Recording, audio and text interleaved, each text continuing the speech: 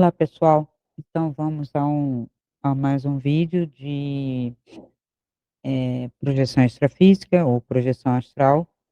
É muito importante eu continuar esclarecendo algumas coisas antes de divulgar o meu livro, né? Eu estou terminando para colocar não só as minhas experiências, mas tudo que eu vivi junto com essas experiências aqui, né? E quando eu digo aqui, eu digo o plano físico, tá? Não estou falando terra, tá?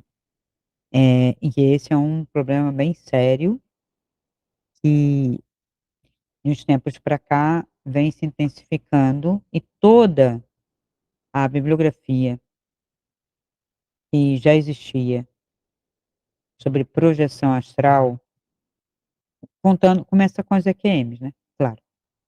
As Os relatos de reencarnação nunca foram levados em consideração. Sempre foram considerados como alucinação, acessando alguma memória de outra pessoa, ah, escutou, viu num filme, enfim, é mais difícil. Há fenômenos que nós não temos ainda preparo para a gente averiguar. Então, a pessoa tem que ser humilde, anotar e esperar que mais pessoas tenham experiências semelhantes, que queiram compartilhar e para se debruçar para um estudo. Não vamos chegar a lugar nenhum de saber quem somos nós, o que estamos fazendo aqui, de onde viemos, com a mentalidade anímica e com um ego inflado, dizendo a minha experiência é mais verdadeira que as outras. Todas as minhas experiências, elas foram negadas por mim mesmo. Não, isso não existe, não, não é assim, até que aquilo se comprovasse efetivamente. Ora, eu posso negar a luz do sol o tempo todo, a lua, eu posso negar que a terra é redonda, tanto quanto quiser, que ela não vai deixar de ser. Então, quando as pessoas questionam algumas teorias da física, e por mais que a nossa ciência seja incompleta, tenha comprometimento político, de controle, mas não existe uma ciência pura, né. A ciência que se divulga, né, que a gente chama de ciência, que eu considero pseudociência, é a ciência midiática. É a mídia que se especializa em ciência e faz um estardalhaço, não tem critério, né, aquilo que é sensacionalismo, aquilo que pode ser, mas ainda não é, que não tem estudo comprobatório suficiente, a mídia, dependendo do interesse, divulga para criar confusão, para medir a opinião pública. Ora, se eu estou querendo fazer um clone, tá, de pessoas, e ainda está engatinhando, e tem a questão ética, pode ou não pode, é bom ou não é, o que que a mídia faz? A mídia de jornalismo, de que eu chamo esses jornais de tabloides mesmo, não tem seriedade, todos eles têm dono, não tem nenhum oficial. Oficial, no máximo, seria a comunicação de uma universidade com um laboratório sério, de uma entidade, com respaldo realmente, né, de pesquisa séria, e não um jornal como o Globo, o UOL, a UOL, Reuters. Esses jornais são pagos, são alimentados pelas grandes famílias, né, pelo capital, pela direita e pela esquerda, e não vão divulgar nenhuma verdade. Então, com relação a essa pseudociência, né, de uns tempos para cá, a coisa está ficando um pouco fora de controle. Então, quando a gente vai divulgar alguma coisa, a gente tem que ter um critério, né. A gente sabe que foi a partir da década mais de 70 e 80 que começou a pipocar mais intensamente contatos extraterrestres, em função, eh, de uma implosão dentro dos próprios critérios da ciência e da própria filosofia, uma crise mesmo que o ser humano passa. Aí entram os aproveitadores, como por exemplo, um deles era Eric von Däniken, dizendo: "Eram os deuses astronautas?". Deuses? Aí ele está se referindo a algumas imagens representativas do imaginário de um povo que nós perdemos contato. Ora, quem estuda arte e representação gráfica, design gráfico, bem dentro de uma história, do design, da ilustração, sabe que o ser humano é capaz de fazer representações de uma bolinha, um pauzinho, um tracinho, 2 perninhas, já é um homem, já é um ser humano. Está lá nas cavernas de Lascaux, o mesmo a mesma bolinha, um pauzinho um pouco mais comprido, o tracinho horizontal para os braços e um Vzinho embaixo indicando a perna, uma lança, né, na mão é um tracinho inclinado e uma tentativa de colocar o mamute, o bisonte, não tinha dinossauro, tá. Não há nenhuma caverna com evidência dos, répteis que se falam tanto do período Jurássico.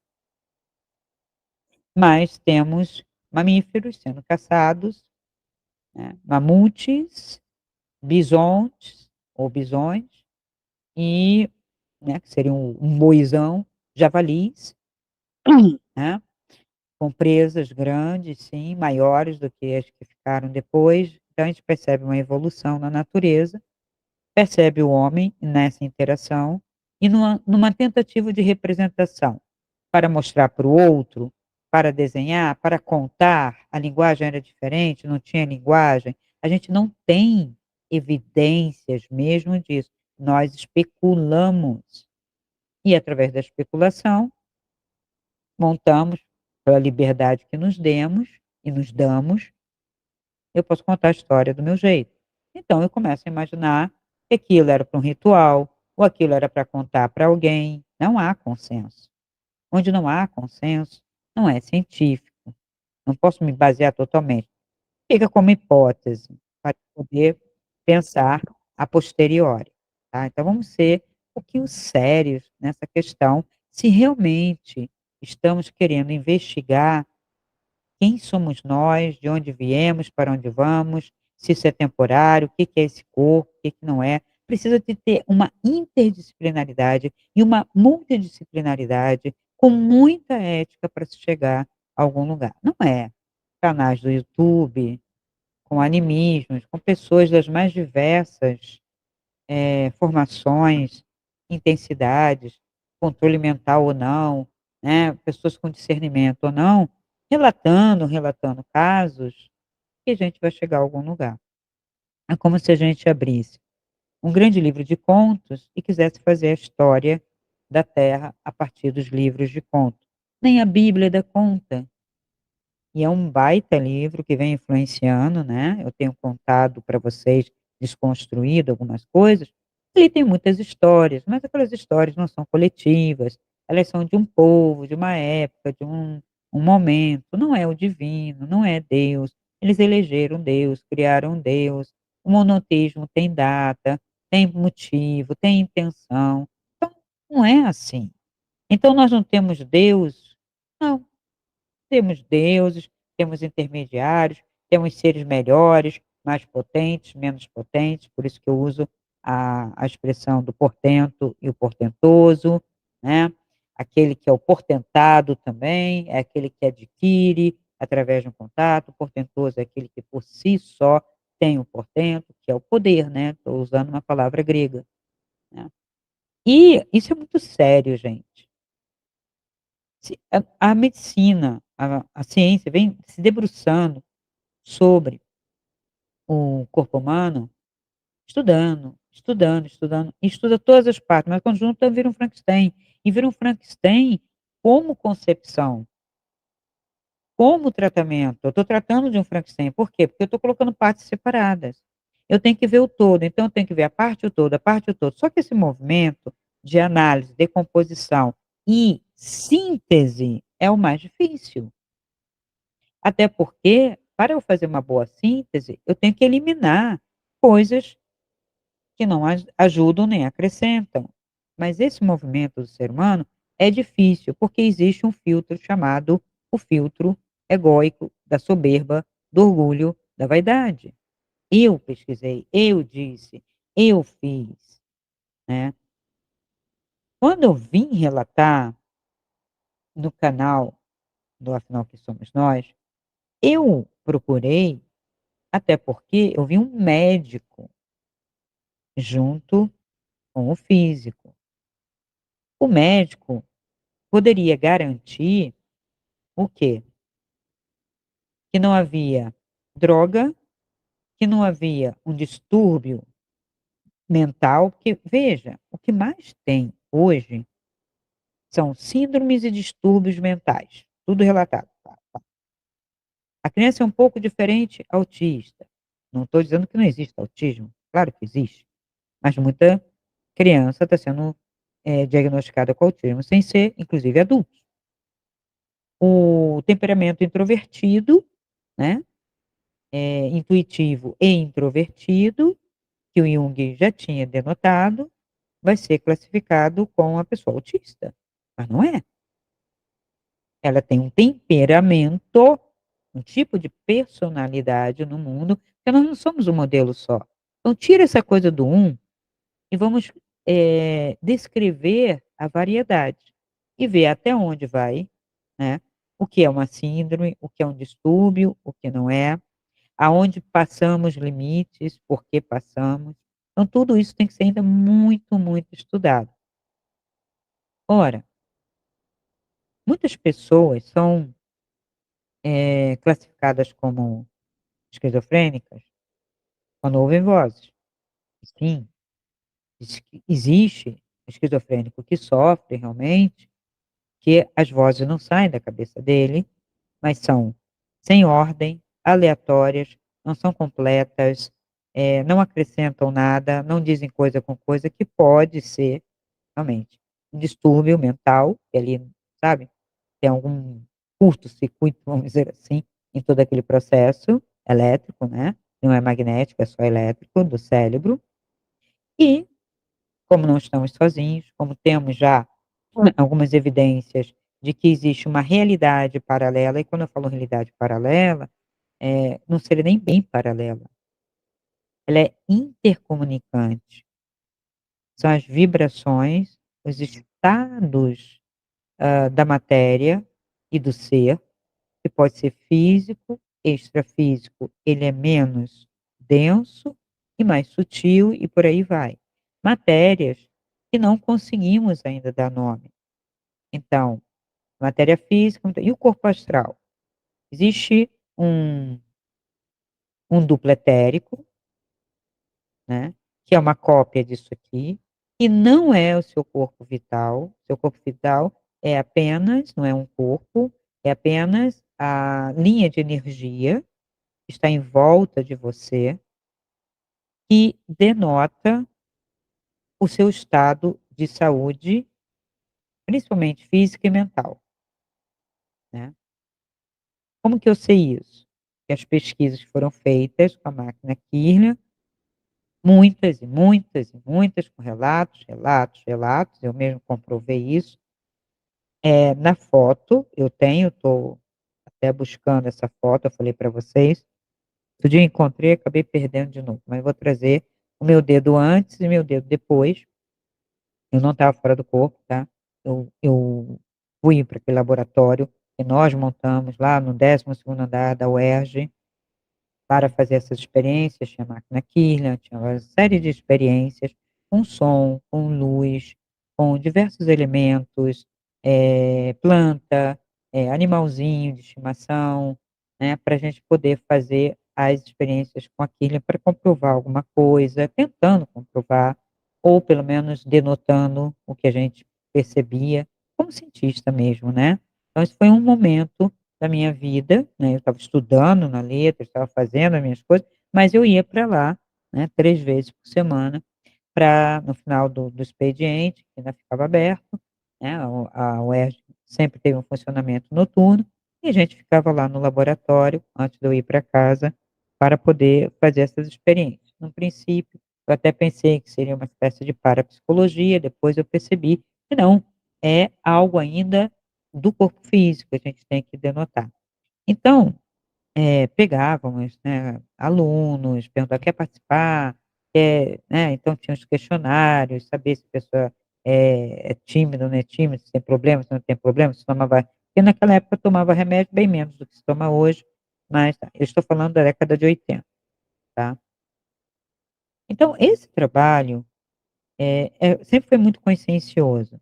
O Instituto de Parapsicologia, né, do tinha lá no Rio de Janeiro, também, pesquisas conscienciosas, né, de duplo cego, tudo, né, testes e você fazia tantas vezes o mesmo teste para comprovar, questão de que não é adivinhar, tinha que tirar a questão do adivinha, saber se eu consigo ler a carta que está na mão, né, daquele que está me examinando, né, quantas assertivas, quantas negativas, tudo isso foi muito pesquisado, eu participava muito, tá. Por que que eu digo que são minhas vidas paralelas? Porque, claro, eu estava trabalhando, eu estava estudando e também fazia esse tipo de coisa.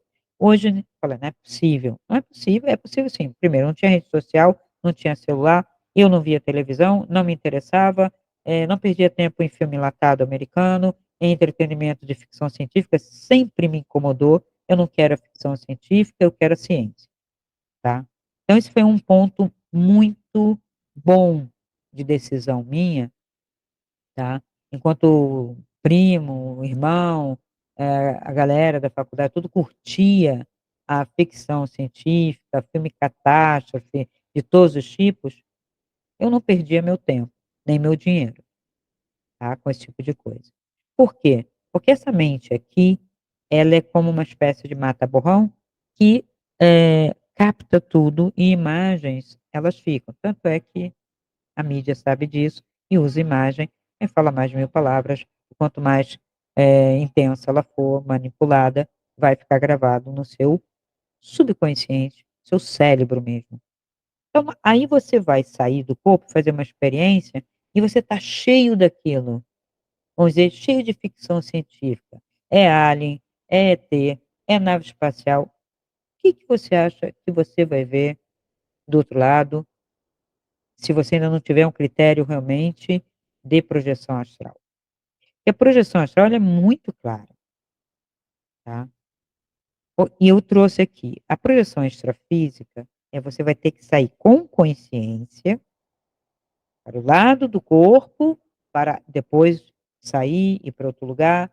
Se no passado, se no presente ou um pouco adiantado. Por que eu falo que é o futuro? Não é um futuro determinado, inclusive não é determinado para todos. Tem a ver comigo ou com pelo menos aquele entorno que está criando algo, mas eu posso mudar.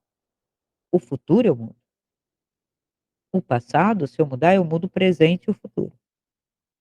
Eu ainda não posso afirmar para vocês que mudo o passado. Eu ressignifico, eu transmuto, eu tento tirar um aprendizado daquilo, mas o fato está ali.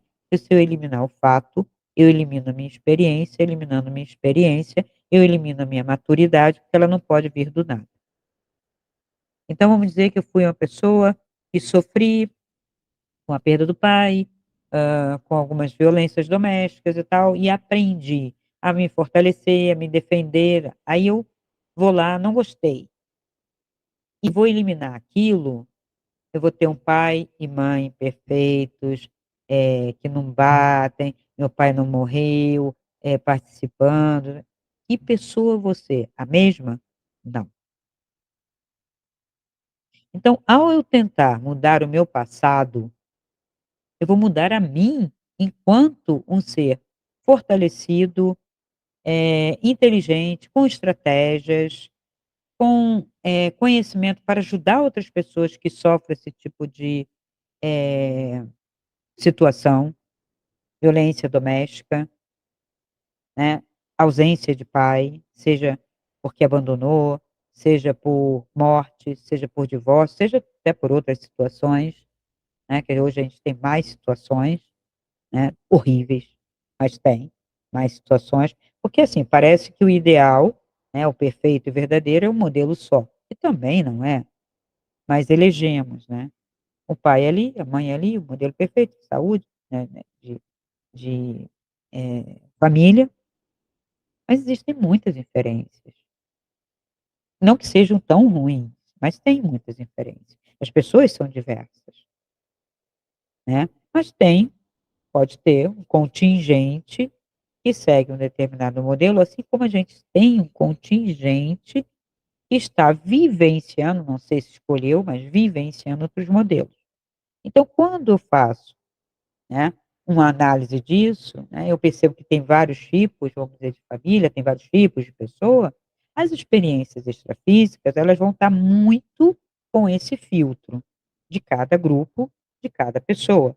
Se a pessoa sofreu violência, se não sofreu, se viu ET, se não viu ET, se via filme, se não via filme, se é mais velho, se é mais novo. A experiência contada em 1960, no momento que aconteceu, 60, 70, 80, ela tem uma configuração. Quando a pessoa teve a experiência em 70, em 80 ou nos inícios de 90, mas só foi revelar agora, tem um filtro muito forte de interpretações daquela experiência ressignificada pelo fato dela não ser uma experiência comum. Então, uma experiência extrafísica, não, você não chega ali do lado, no seu colega de trabalho e fala: "Olha, hoje eu saí e fui para uma biblioteca", aí o outro fala: "Ah, eu saí e fui para um baile de não sei o quê", aí o outro fala: "Ah, eu saí e fui para Manaus". Nunca foi assim, e nunca será, ou nunca não, né, ou no momento não temos isso, tá. Por que saímos do corpo? É uma pergunta interessante que nunca ninguém se fez. Não porque como causa de uma EQM, de uma doença, mas que capacidade é essa? Por que no sentido de substância, de constituição que eu estou falando. Por que é possível, seria a pergunta, eu me projetar energeticamente num corpo semelhante a esse, e até vezes num corpo diferente desse, mas sou eu. Como que eu posso fazer isso? Porque o que que tem na minha constituição, que geralmente está ligado ao cérebro, óbvio, cérebro e mente. O físico aí tá só veículo, daqui para baixo é veículo, tá, gente? No máximo você pode considerar o sistema nervoso. Que por que que eu falo isso? Porque antes de você sair, antes de você ter experiências, existe o que a gente chama de, né, a paralisia do sono, que parece que trava toda a coluna vertebral, como se a pessoa, congelasse, não passasse estímulo para levantar nem braço, nem perna, você comanda e nada mexe. E aí vem o quê? Medo. O que que o medo faz na mente humana? Cria, né? Cria possibilidade. Primeiro ele cria um terror, uma figura, algo. Algo está me segurando, eu não consigo me mexer, então tem alguém nas minhas costas, tem alguém pesando sobre mim. Será que tem? Eu crio a imagem, eu vejo essa, o cérebro faz isso. Então, para dizer se é ou se não é, eu teria que sair daquele estado e ainda comprovar se aquele ser ou objeto está em algum plano, em alguma dimensão, configurado com tanta consistência para travar um corpo físico, ou pelo menos a parte elétrica desse corpo físico, que seria mais sutil realmente, né. Eu não preciso de uma tábua física para travar uma pessoa energeticamente, mas eu preciso de algum artefato para travar essa pessoa energeticamente. Ele pode existir ou eu posso criar, já que eu não consigo me mexer e digo assim: "Algo está me travando", imediatamente o cérebro cria. Por que que eu digo isso? Porque eu tive uma experiência bem clara dessa atividade cerebral a partir do medo, né, e como eu sempre fui muito questionadora, um certo dia, sozinha em casa, ainda adolescente, devia ter 18, todo mundo tinha viajado, eu fiquei porque tinha faculdade, estava estudando e tal. Eu fiz um lanche frugal, eu gostava de fazer jejum nessa época, e eu não via televisão, deixei tudo lá na cozinha. A minha casa tinha, a cozinha, a sala, aí tinha um longo corredor naquela época, e tinha um quarto, outro quarto, outro quarto e um banheiro no final do corredor, que ficava fechado, e sabe como é que é? Corredor é a parte da casa preferida por todos os filmes de terror. Eu não assistia filme de terror, nunca gostei, mas todo corredor, todo trajeto comprido, túnel, induz a nós medo, receio. Receio de não sair do outro lado, receio de encontrar alguma coisa ruim do outro lado, porque eu não vejo o que está lá, eu estou com anteparos, eu entro numa caverna, o medo aparece. E quando o medo é intenso, a glândula suprarrenal vai jogar, vum, um monte de adrenalina. Essa adrenalina vai mudar o seu cérebro quimicamente, e eu vou começar a ver, primeiro a ouvir, e depois até a ver, né, se eu alucino muito com essa droga que vem do meu próprio corpo, eu vou ter uma alucinação. Então, eu estava bem no meu quarto, fazendo minhas práticas, e escutei um barulho metálico no chão da cozinha. Não tinha ninguém em casa. Eu esqueci completamente, né, do que eu tinha feito, não é esqueci, né. Por que uma faca? Eu tinha usado faca? Tinha. Alguém pegou essa faca, deixou cair, estava na cozinha. Foram as ideias naturais, você numa cidade grande, não digo vendo terror, que eu não via, nem vendo, ET, mas jornal. Jornal é entretenimento de terror. Jornal nacional, de fantástico, essas coisas que passavam na televisão aberta.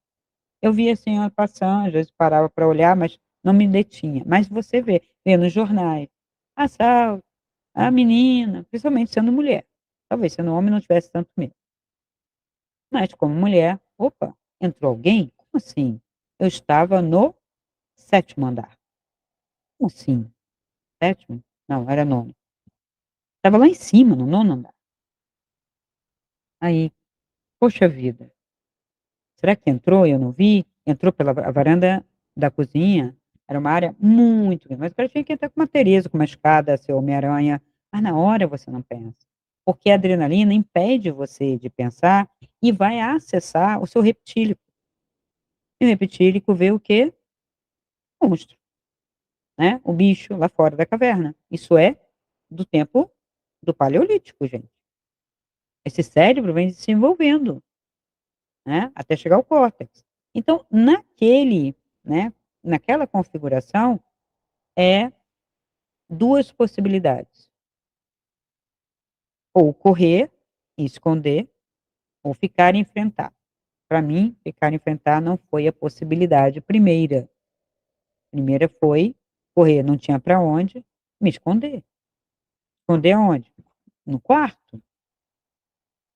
E à medida que aquilo crescia, eu comecei a escutar passos.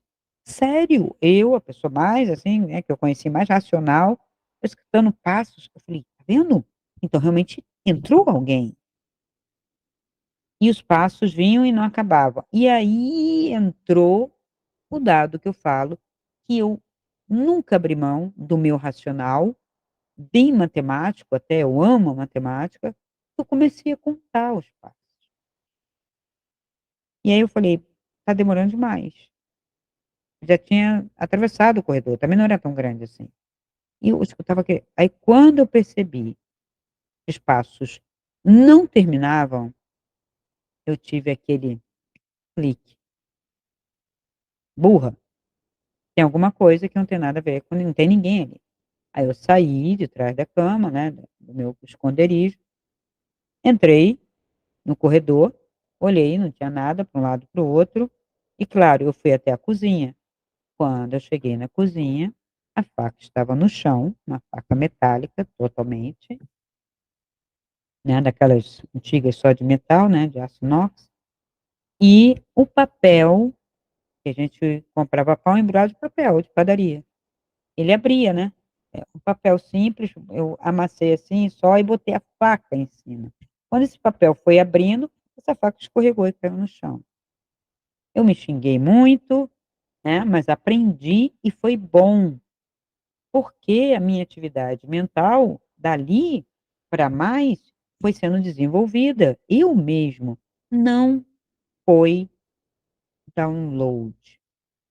Esse termo de download é um termo recente, depois do computador, depois dos, drives, né, pendrives, fazer download, baixar programas, baixar download, né, um termo americano da área de TI, que não tinha nada a ver com a parte espiritual, nem de experiência física, nem extrafísica, né. Então toda a experiência que está sendo relatada a partir de hoje, sem um critério, né, sem limpar, ela está usando uma nomenclatura atual, e aquilo vai confundindo, vai misturando. Então temos que tomar muito cuidado. Apesar de eu não concordar com uma série de doutrinas, não concordo mesmo com nenhuma doutrina, que a doutrina fecha, a doutrina, tá, ela não é uma filosofia. A filosofia eu leio e ainda questiono. Eu tenho a possibilidade da dialética, de usar a dialética negativa e chegar a alguma conclusão. A doutrina não, a doutrina ela se baseia numa ideologia, a ideologia é um recorte na filosofia, é uma montagem de ideias descoladas de um todo, é a Bíblia, né, eu fiz uma colagem ali, é um patchwork, é uma colagem, a Bíblia é isso, a ideologia é isso, eu tiro frases, isso é uma coisa que eu não suporto, não se tira frase de contexto, ou mesmo quando eu coloco uma frase, uma citação, eu tenho que dar o contexto de quando aquele autor colocou aquilo, qual foi a reflexão. Não vou mentir sobre ele, vou usar, vou deturpar, eu não estou ajudando nem a mim nem a ninguém, entende? Então o Valdo, ele fez um primeiro trabalho, eu fui no Centro de Projeciologia para fazer estudo, para controlar a minha atividade, ter mais, não é consciência eu tinha de todas. Eu queria ter controle para ir onde eu queria, porque assim eu acreditava que podia, né, se eu tenho essa capacidade, eu vou onde eu quero. E todo mundo já sabe onde eu queria ir, o que que eu queria fazer. Eu nunca fui espírita para dizer: "Ah, vou ajudar irmãozinho". Por que que eu nunca disse que eu ia fora do corpo para ficar ajudando irmãozinhos a irem para a luz? Porque tem um monte de seres desencarnados, benevolentes, que já fazem esse trabalho, não precisam de mim. Se eu estou aqui, precisam de mim aqui e não lá. "Ah, Cristina, mas você não faz amparo?" É só passagem e ver como a pessoa passou para consolar os daqui. Sempre digo isso. "Ó, vai para isso, tá assim, tá assado, ou faz isso, ou faz aquilo, ou precisa disso ou daquilo". São procedimentos que causam efeito naquele ser ou naquele entorno, né. Não se trata de acreditar ou não, algo faz. Tá, e é isso que eu faço. Quando a pessoa chegava para mim, eu tinha 14, 15, 16 anos, segundo grau, né, e vinha a avó de não sei quem, lá do colégio, e falava: "Ah, minha filha, fala com a minha neta, pá-pá-pá", dava todos os relatos, dizendo: "Eu estou num lugar ruim, tárárá", me reza uma missa. Já era super constrangedor, super estranho, e se ela está pedindo, ela está perdida, não tem ninguém amparando.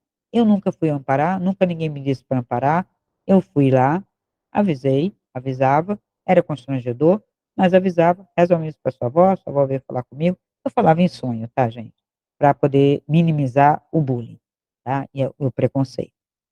E ver se a pessoa aceitava. A pessoa aceitava, tudo bem, se não aceitava, paciência, a avó dela tem onde ir.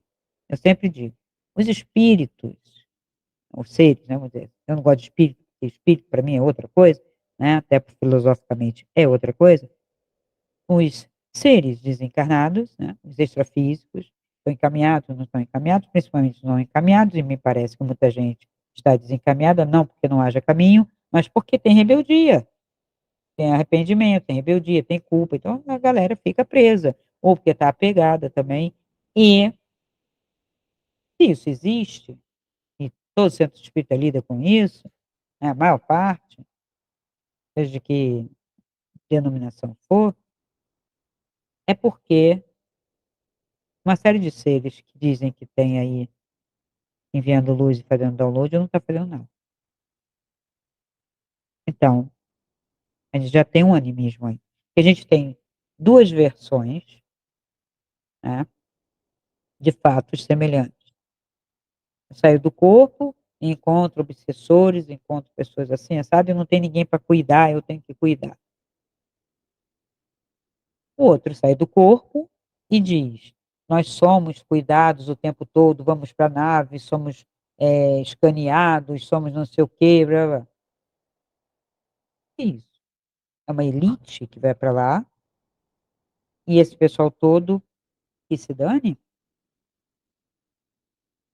Você precisa pertencer a essa, como se faz para pertencer a essa elite que vai para a nave ser cuidada, ser curada, e um monte que a gente conhece, porque essa terra, gente, tem muita gente numa condição não só de pobreza, como de doença física. As cidades, eu posso trazer os nomes para aqui, uma delas é Kosovo, ou Kosovo, é na Nigéria. O índice de doença e de mortalidade lá é medonho. Os seres do ET não chegam lá, né. Não tem nenhuma nave ali em cima para ajudar, para iluminar, para limpar, para curar.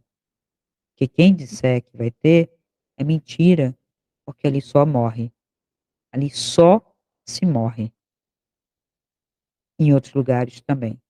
Há lugares também na Terra, nesse momento, em que pelo menos eu consegui acessar uns 7 lugares que comunidades pequenas, 300 pessoas, 200 pessoas, estão vivendo no nível do paleolítico e não querem nenhum contato com nada, nem tecnologia, nem homem, de nenhuma civilização. Não se trata de homem branco, de nenhuma civilização, seja preto, branco, pardo, chinês, seja o que for. Por exemplo, eu vou dar um exemplo só, a Ilha Sentinela, tá. Então, ali não vai bastar o ET, nem a nave. Por que que os ETs não estão ali logo já chupando, abduzindo e fazendo um download deles para sair do paleolítico? Não é para ir para o 5G, porque a natureza não dá saltos. E o problema todo da gente estar dando salto em tecnologia, não digo salto para quem está produzindo, mas para quem está consumindo, né, índio que mal começou a estudar e tudo, está com internet, celular, rastreando sem saber nem o que está vendo, nem por que está vendo aquilo, e que não tem nada a ver com ele. Literalmente está vendo uma realidade paralela, mas que não é paralela, sabe. Paralela nunca se encontra, nem se comunica. Então para de usar a paralela, porque não é paralela, antes fosse. Antes a gente tivesse uma realidade paralela que não acessasse essas coisas absurdas que o ser humano é capaz de fazer, do tipo deixar pessoas, eh, sem saneamento, sem comida, sem nada. Governo, tem um governo ali. Tem um governo municipal e estadual que permite pessoas viverem numa condição de indigente, com favelas de palafita, com excrementos no local onde vivem.